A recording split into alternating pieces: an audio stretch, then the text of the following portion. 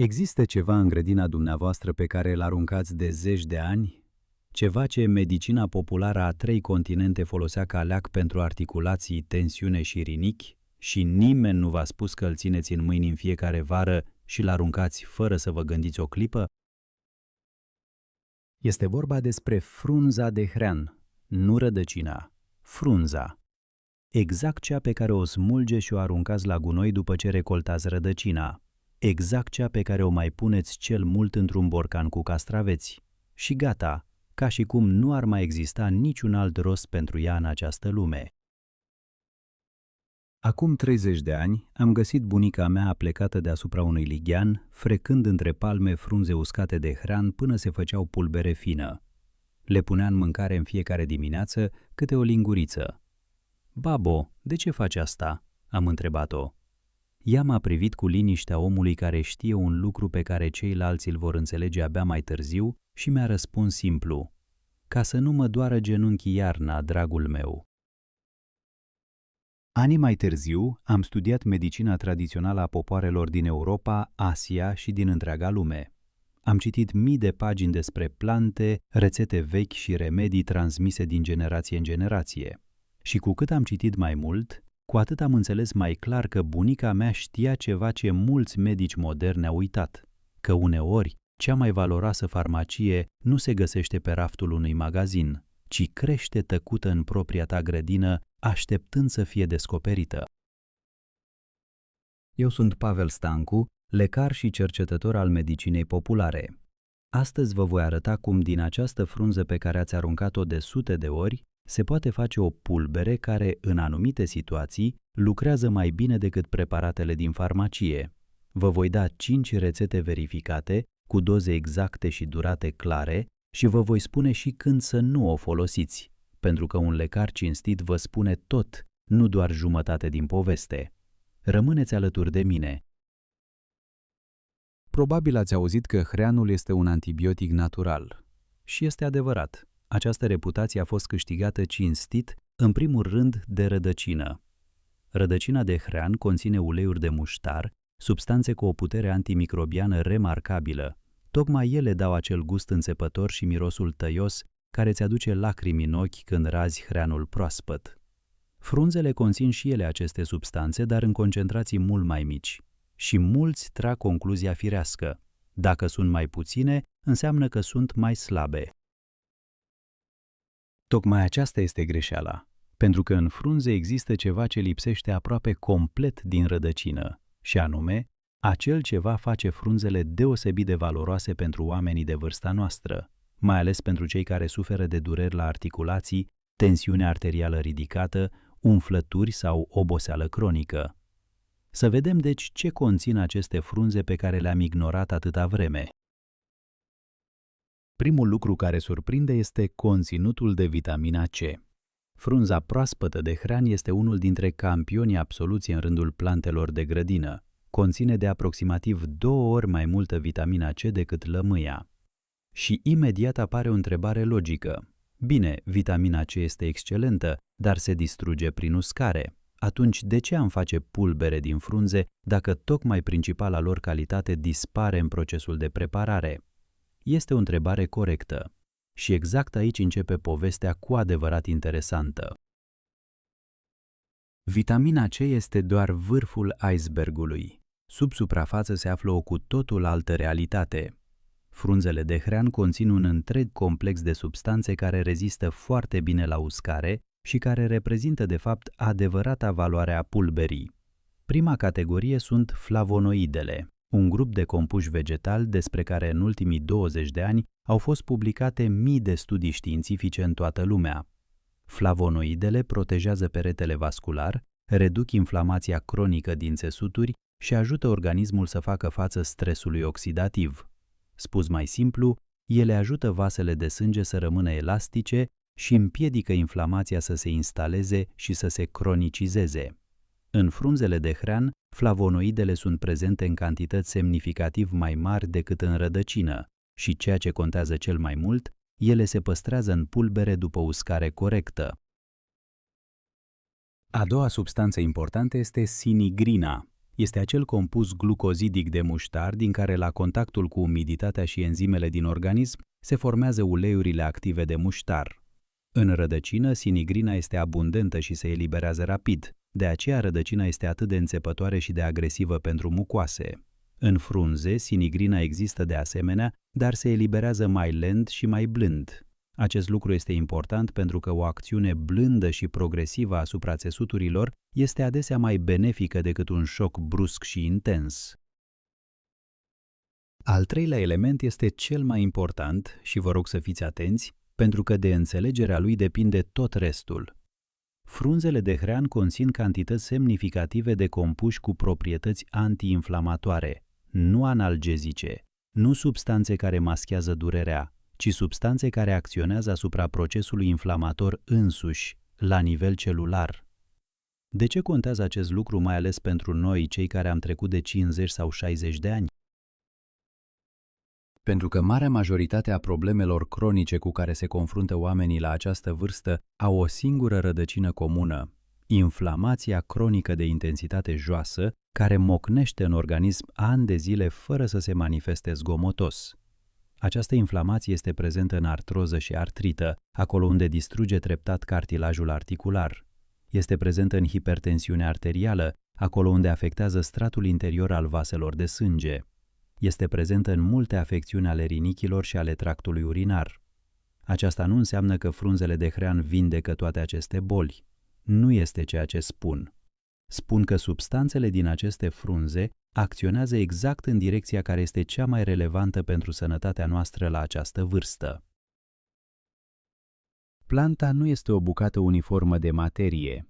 Este un organism viu în care fiecare parte are o funcție specifică și o compoziție chimică adaptată acestei funcții.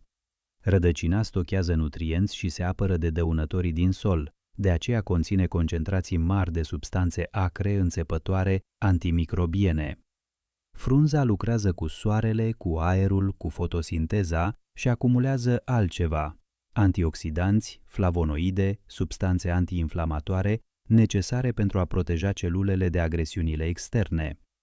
Aceasta este logica naturii înseși, o logică pe care medicina populară a înțeles-o cu mult înainte ca biochimia să existe ca știință.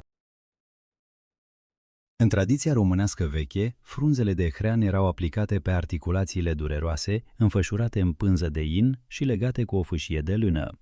În Polonia se preparau infuzii din frunze uscate la apariția umflăturilor la picioare. În țările scandinave, frunzele uscate erau folosite ca remediu antiinflamator la dureri de spate și de șale. Popoare diferite, tradiții diferite, climă și cultură diferite, dar o singură concluzie comună: frunza acționează altfel decât rădăcina și merită să fie folosită separat cu un scop propriu. Și există un aspect pe care aceste tradiții îl știau intuitiv, dar pe care știința modernă l-a explicat cu precizie, și anume: de ce pulberea, nu frunza proaspătă, nu infuzia, nu compresa, este forma cea mai universală și mai eficientă de utilizare. S-ar părea că nimic nu este mai simplu decât frunza proaspătă. O rupi din plantă, o folosești, gata. De ce să te complici cu uscat, măcinat, depozitat? Răspunsul este unul singur și foarte practic. Frunza proaspătă de hrean este o resursă sezonieră. Iunie, iulie, august. Și atât. După aceea frunzele se îngroașă, se îngălbenesc, pierd o mare parte din substanțele active, iar apoi vine iarna. Și tocmai atunci când articulațiile dor cel mai tare, când tensiunea sare, când organismul are cel mai mult nevoie de sprijin, rămâneți fără această resursă exact 6 luni. Pulberea rezolvă această problemă complet și definitiv. Frunzele uscate și măcinate corect se păstrează până la 2 ani fără să-și piardă principalele substanțe active. Flavonoidele sunt stabile, glicozidele de muștar se conservă, complexul antiinflamator rămâne intact. Faceți rezerva vara și o folosiți tot anul, indiferent de anotimp, indiferent de vreme. Dar acesta nu este singurul motiv pentru care pulberea este superioară frunzei proaspete. Există și al doilea motiv, poate chiar mai important. Atunci când uscați frunza și o măcinați în pulbere, concentrația substanțelor active pe unitate de volum crește de mai multe ori. Din frunza proaspătă pleacă apa, iar apa reprezintă până la 85% din greutatea ei. Ceea ce rămâne este un concentrat pur. O linguriță de pulbere conține, din punctul de vedere al flavonoidelor și glicozidelor, echivalentul mai multor frunze proaspete. Și al treilea motiv este precizia dozei. Cu frunza proaspătă nu știți niciodată exact câte substanțe active primiți. Frunza tânără sau cea bătrână, culeasă dimineața sau la prânz, din plantă fertilă sau slăbită, toate acestea contează. Cu pulberea, lucrați cu o linguriță măsurată și primiți de fiecare dată aproximativ aceeași cantitate. Pulberea este mai fiabilă, mai stabilă și mai eficientă. Bun, am înțeles de ce pulberea. Acum întrebarea cu adevărat importantă. În ce situație ajută și cum anume acționează? Să începem cu articulațiile. Durerea la genunchi, la șold, la degetele mâinilor, la coloană vertebrală este una dintre cele mai frecvente suferințe ale oamenilor în vârstă. Unii trăiesc cu ea ani de zile, înghițind antiinflamatoare și crezând că altfel nu se poate. Alții se limitează din mișcare și tocmai din această cauză starea lor se înrăutățește și mai mult, pentru că articulația are nevoie de mișcare ca să fie hrănită și menținută. Nu voi spune că pulberea din frunze de hrean înlocuiește tratamentul medical. Nu este adevărat și nu ar fi cinstit să spun asta. Dar voi spune altceva, ceva ce consideră că merită să știți. Inflamația dintr-o articulație este un proces lung, cronic, cu ardere lentă. Și asupra acestui proces se poate acționa. Flavonoidele din frunzele de hrean influențează exact acest mecanism, nu analgezic, ci la nivelul cauzei. În mai multe studii europene dedicate remediilor vegetale în artroză articulară, extractele din frunze de hrean au demonstrat capacitatea de a reduce markerii inflamatori din țesuturile articulare. Efectul nu este imediat, se acumulează la utilizare regulată timp de câteva săptămâni. Acum ceva ce surprinde mult mai mult decât articulațiile: tensiunea arterială. Unii o țin sub control cu medicamente de ani de zile și nu mai concep viața fără ele. Alții observă că tensiunea fluctuează, când sus, când jos, și nu reușesc să o stabilizeze. Alții se plâng de greutate în cap dimineața, de zgomot în urechi, de o oboseală care nu trece nici după somn odihnitor. Toate acestea sunt semne că sistemul vascular are nevoie de atenție și de sprijin constant. Una dintre cauzele principale ale hipertensiunii la persoanele în vârstă este pierderea elasticității peretelui vascular. Vasele de sânge devin rigide, pierd capacitatea de a se dilata și contracta în răspuns la efort sau la emoții. Inima trebuie să lucreze mai intens pentru a pompa sângele prin aceste vase înțepenite. De aici vine tensiunea crescută. Și tocmai aici flavonoidele din frunzele de hrean devin din nou relevante, pentru că unul dintre efectele lor documentate este susținerea elasticității peretelui vascular. Ele influențează starea endoteliului, stratul interior al vaselor de sânge, și îl ajută să-și păstreze funcția normală. Acesta nu este un efect rapid. Nimeni nu vă promite că beți pulberea și peste o oră tensiunea scade. Este vorba despre o acțiune sistemică, cumulativă, la utilizare regulată pe parcursul mai multor săptămâni. Există însă și un efect mai rapid care se simte mai devreme. Frunzele de hrean au o acțiune diuretică blândă, lucru cunoscut în medicina populară de secole și confirmat farmacologic.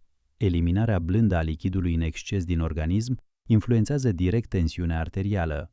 Mai puțin lichid în patul vascular înseamnă mai puțină presiune asupra inimii și vaselor. Și acest diuretic blând are un avantaj important față de multe diuretice de sinteză din farmacie. Nu elimină potasiul la fel de agresiv cum o fac unele preparate sintetice. Ori potasiul, după cum știți, este esențial pentru funcționarea mușchiului cardiac. De aceea, un diuretic vegetal blând este întotdeauna preferabil unuia sintetic puternic atunci când situația o permite. Acum să vorbim despre rinic și despre retenția de lichide. Odată cu vârsta, rinichii funcționează mai lent. Aceasta este fiziologia, nu o boală, și nu poți să o ignori. Filtrarea se reduce, Lichidul se reține în țesuturi, apar umflăturile, mai ales seara, mai ales la picioare și la glezne. Mulți consideră aceasta o normalitate. Ei, vârsta, ce să-i faci? Și se împacă cu situația. Dar retenția de lichide nu este doar o problemă estetică sau de confort. Este o povară pentru inimă, pentru articulații, pentru întregul sistem circulator. Și cu această problemă se poate lucra, nu trebuie acceptată fără luptă.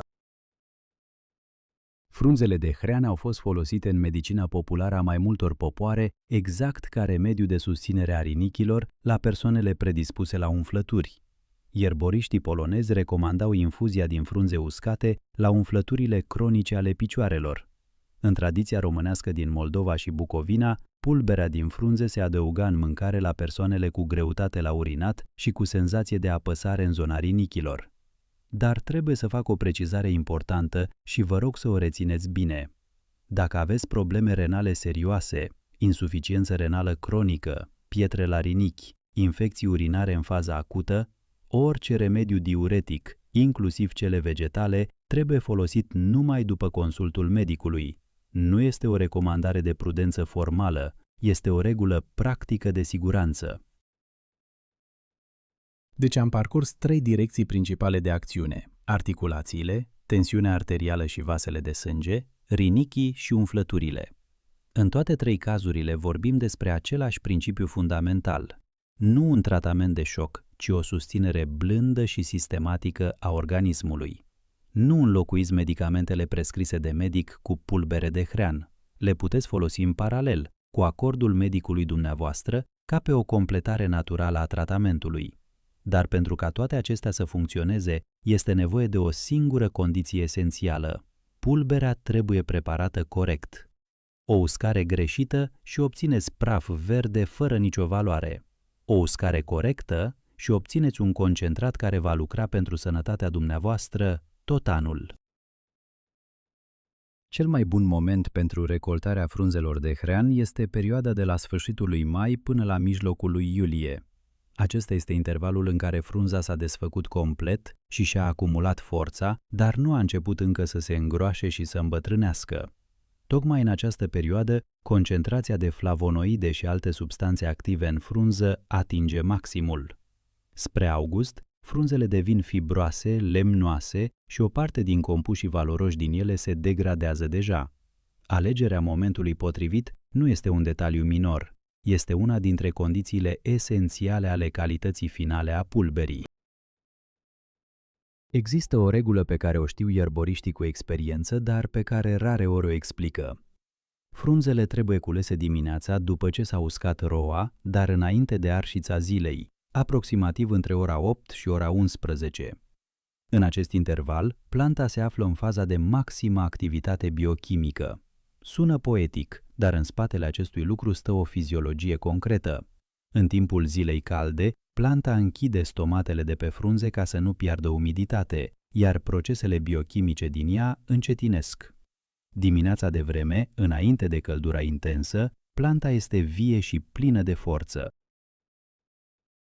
Alegeți frunzele de mijloc, nu cele mai tinere, nu cele mai bătrâne. Frunzele tinere, care abia se desfac la baza tulpinii, nu au acumulat încă suficiente substanțe active. Cele bătrâne, îngălbenite sau cu pete, le-au pierdut deja. Frunza ideală este verde închis, densă, fără deteriorări vizibile, fără urme de insecte sau boli. Și o condiție absolut obligatorie: planta trebuie să crească departe de drumuri circulate, de obiective industriale, de terenuri tratate cu îngrășăminte chimice sau pesticide. Hreanul absoarbe din sol tot ce găsește, și binele și răul. O plantă crescută lângă un drum național nu este material medicinal, este un burete pentru metale grele și hidrocarburi. Acum, uscarea. Aceasta este etapa cea mai importantă și cea mai des greșită. Regula de bază este simplă și fermă: nici soare direct, nici cuptor cu temperaturi mari. Temperatura ridicată distruge exact substanțele pentru care facem tot acest efort. Flavonoidele încep să se degradeze la temperaturi de peste 50 de grade Celsius. Uscarea corectă înseamnă umbră și aer. Întindeți frunzele într-un singur strat pe hârtie curată sau pe pânză. nu pe ziar, pentru că cerneala tipografică nu are ce căuta în materie primă medicinală. Întindeți la umbră, într-un loc bine aerisit. O verandă, un pod, un șopron deschis, toate sunt potrivite. Întoarceți frunzele o dată pe zi ca să se usuce uniform și să nu înceapă să mucegăiască pe dedesubt. La o ventilație bună și o temperatură moderată, uscarea durează între 5 și 7 zile. Frunza uscată corect se sfărâmă și se rupe în mâini cu un pocnet clar. Dacă se îndoaie fără să se rupă, înseamnă că mai are umiditate în interior și trebuie continuată uscarea. Dacă aveți un uscător electric pentru legume și plante, folosiți-l cu temperatura setată la maximum 45 de grade Celsius timp de aproximativ 8 ore în funcție de grosimea frunzei. Nu forțați temperatura ca să grăbiți procesul. Veți obține praf maro fără nicio valoare. Măcinarea este simplă. Cea mai practică metodă este râșnița de cafea. Câteva secunde și gata. Puteți folosi blenderul sau pistilul și mojarele dacă preferați o metodă mai tradițională. Pulberea obținută trebuie să fie omogenă, de culoare verde închis intens, cu un miros slab caracteristic de hrean. Dacă pulberea este galben-maronie sau nu miroase a nimic, uscarea a fost greșită și materia primă este compromisă. Depozitați pulberea în borcane de sticlă cu capac care se închide hermetic, într-un loc întunecos și răcoros, un dulap sau o cămară, dar nu frigiderul. Variațiile de temperatură din frigider creează condens, iar umezeala este cel mai mare dușman al oricărei pulberi vegetale. Păstrată corect, pulberea își menține proprietățile până la 2 ani. Dintr-un singur tufă de hrean bine dezvoltată, vara, puteți recolta suficientă materie primă pentru tot anul. Nu luați mai mult de 1/3 din frunzele plantei odată, lăsați-o să se refacă. Acum, rețetele.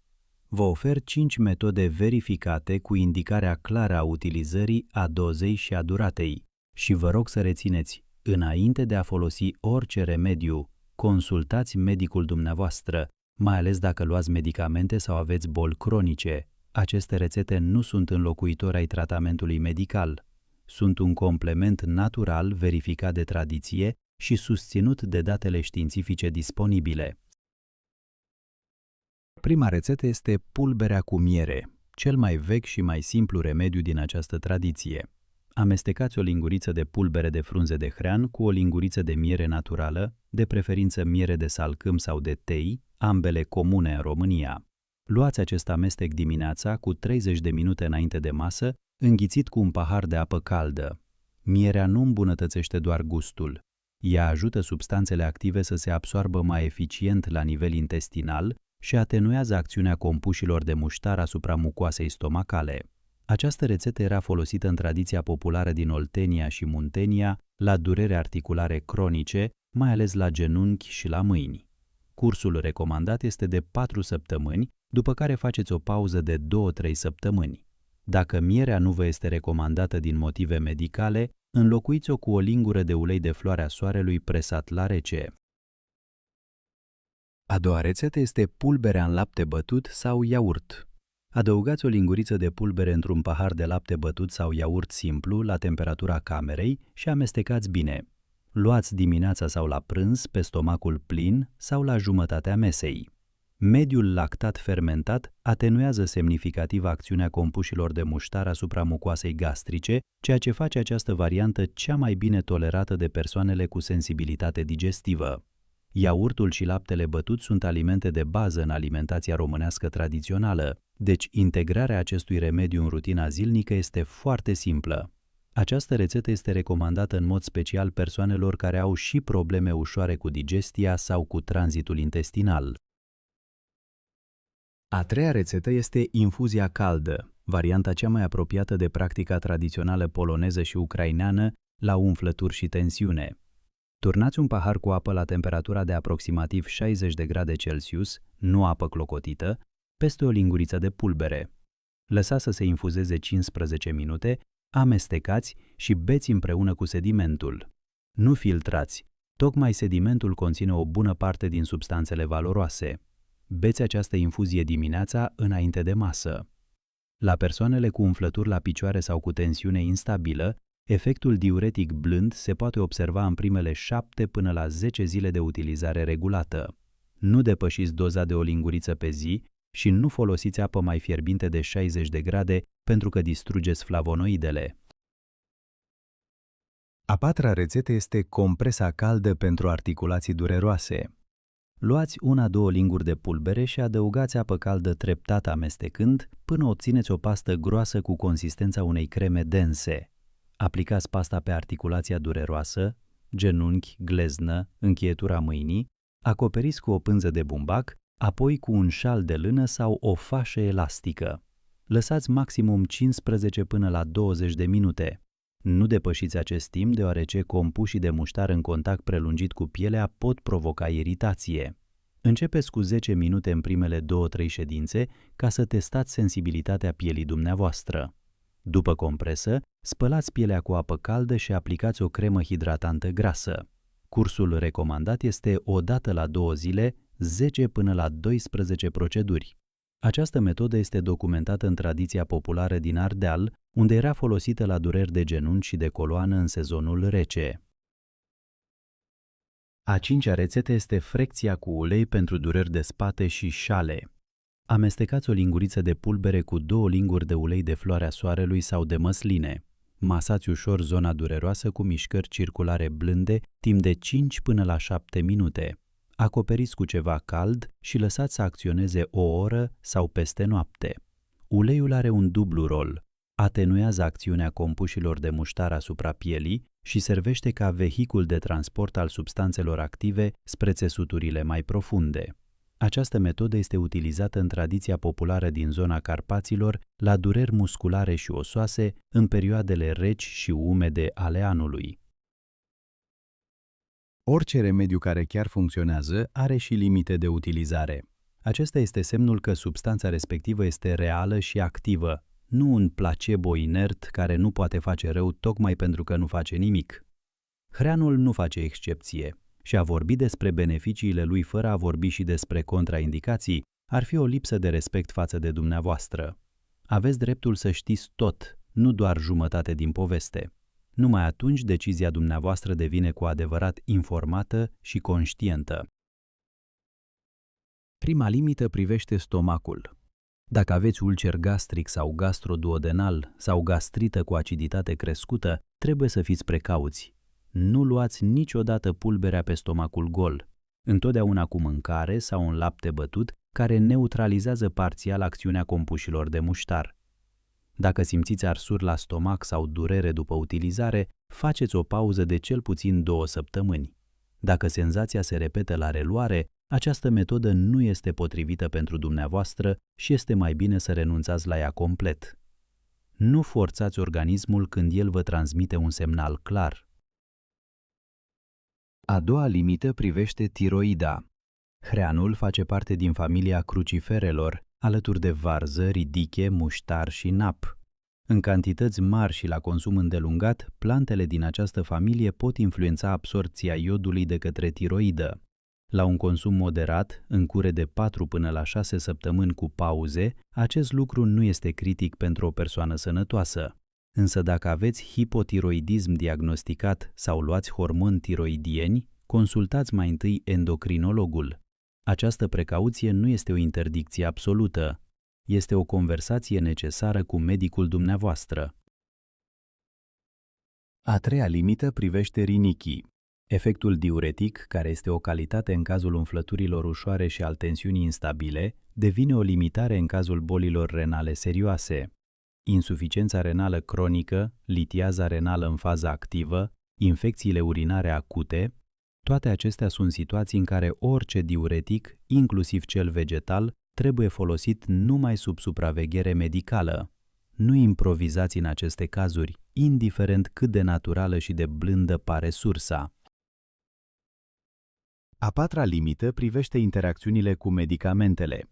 Dacă luați diuretice prescrise de medic, combinarea lor cu un diuretic natural poate duce la eliminarea excesivă a lichidului și la dezechilibre electrolitice. Dacă luați anticoagulante, varfarină sau alte preparate pentru fluidizarea sângelui, discutați cu medicul înainte de a începe orice cură cu plante, inclusiv cu hrean.